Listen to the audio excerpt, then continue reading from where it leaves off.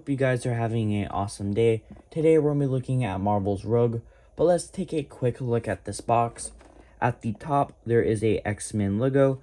For the front, there is a 3D render of the Rogue figure. Below the 3D render is the X-Men logo.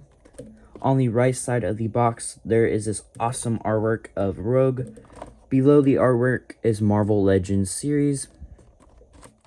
On the left side of the box, there is another 3D render of the Rogue figure. At the top, there is another Marvel Legends series.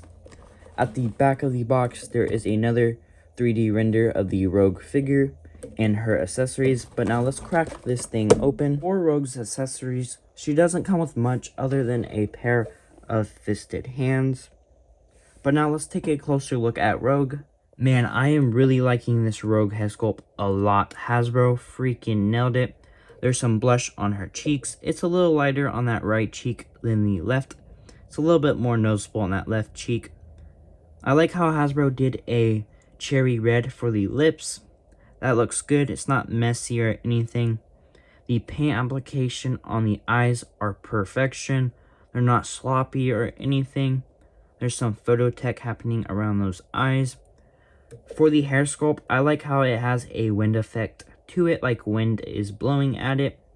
The white hair sculpt piece is completely separate from the rest of the hair sculpt. For the body, Rogue is reusing the silk body. Her arms and legs are pinless. For the female figures, I wish they would stop reusing the same hands and give them like resting hands or some different version of hands like the male figures. There's a couple spots on the figure that they did paint. Starting off with the torso green piece, they did paint that on. There's a couple imperfections on my figure. For the arms, they painted the black on the upper bicep area. Back to the torso piece, they painted the black on the lower area of the side. The rest is molded in green and black. There's some wrinkles happening at her feet, and she does have pig holes at the bottom of her feet as well. And that is it for looking at Rogue. For Rogue's articulation, she doesn't look up any, she looks down a little. She has a bunch of head tilt, looks that far to the left, looks that far to the right. Her arms do a basic 360. Her arms go out into a T-pose position. Basic hand swivel, the hands go that far in, that far out. Basic bicep swivel. Double jointed elbows.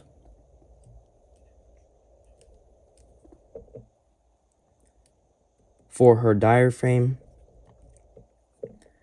it has swivel.